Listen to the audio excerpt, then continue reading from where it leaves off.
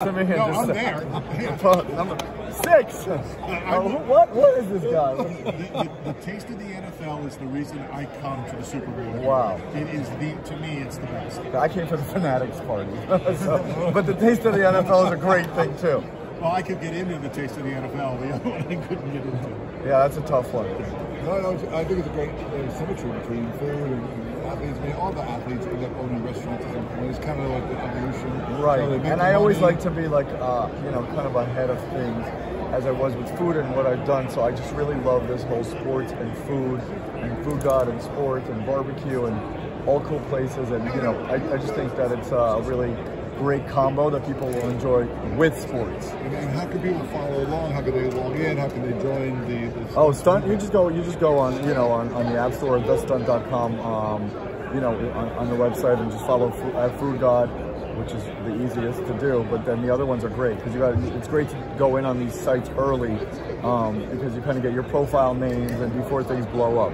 So we are broadcasting live from Radio Row. There happens to be a very small football game on Sunday because it's missing the Cincinnati Bengals. It makes it much smaller. Give me your thoughts. What do you think about the game? So I'm good friends with Chris Jones, so I have to go for the Chiefs because Chris and I go eat all the time, and he's my guy. And I have nobody on the other team at all, so I have nothing to do with them, period. So now we have to hook you up with the Bengals. So now you've got your guy in Cincinnati. There we go. There we go. Right. I was out there, right, for another Jake Paul thing. I think Jake Paul had a fight out there. I was out there first time in Cincinnati. So, yeah, we ate at some pretty good places. Do you remember any of them? Not one. That's all right. I wasn't sure if I was setting you up or... No, you weren't setting me up. You set me down. So I'm like, no, not one, actually. That's all right. So I was there for the day, but it was fast and furious. Is there like a list of places that you've gone and places that you like and, rankings and that kind of stuff? Kind of. I don't like to rank because I only really go to cool places. So it's like I don't go to crappy places, so there's nothing to really rank. I mean, I do have my lists and I want to ask you a question. We fight about this, and literally, I just trademarked a new radio that we're going to do. It's going to be called Hostile Radio, because literally we fight, like we almost like each other. So he owns the pizzeria. He's already told you all that. He hates when certain people, we won't name names or whatever. Yes, you will. Absolutely. They're important. Okay, he can't stand them because. But here's the thing, and I disagree with him, and I think he's an idiot and a moron and everything about this. He believes that somebody should call the owner and tell them, I'm coming to taste your food on Tuesday at 3 o'clock.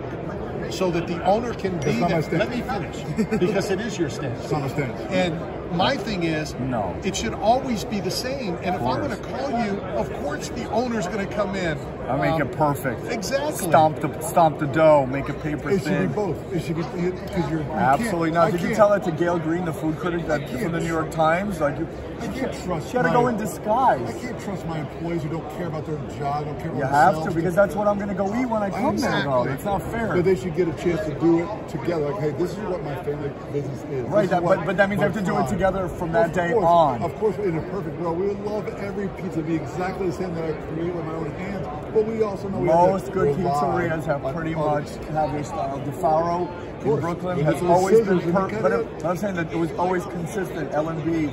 Always consistent, Lou Malnati's is consistent. I'm just saying there should be a absolutely not. I agree with you. Thank you. If it is bad, not only do I think you're wrong, I think Dave Porter should put on a disguise and go in, so it's really anonymous. Because they make it even better when they see him. Period, with or without the owner. It should be completely like, if I was going to actually be a food critic, I would literally go in disguises. Yeah, because I know for me they're making. Everyone goes, with you it's so much different. When we go with you, everything. I didn't love it the other time, but with you it's so good. I'm like, yeah, obviously it's going to be perfect. Right, exactly. And that's my thing is, unless people can call the owner at 2 in the morning and say, I'm ready for a pie, meet me at your restaurant, and you can't. Look at the bigger picture.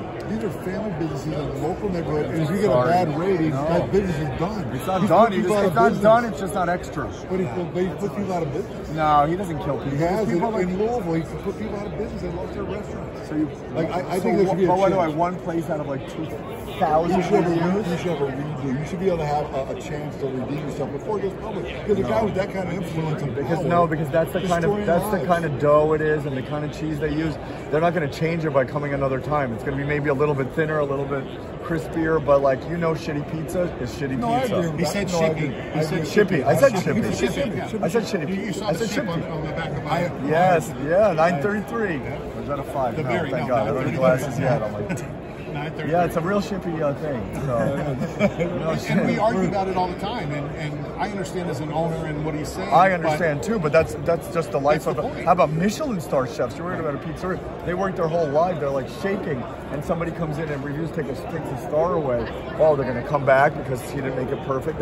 No, it's got to be a fair system. I appreciate that. Thank you. You pissed me off so much. I'm going undercover because of you. I'm going undercover. No way. Like no, I don't want it better for me.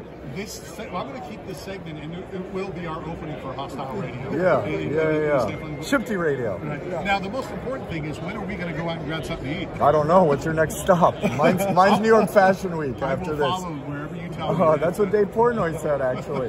He took me to a Shifty Pizza, and I dragged him out of there, and I brought him to Prince Street. I said, there's no way you're bringing me to this kind of pizza. A 6.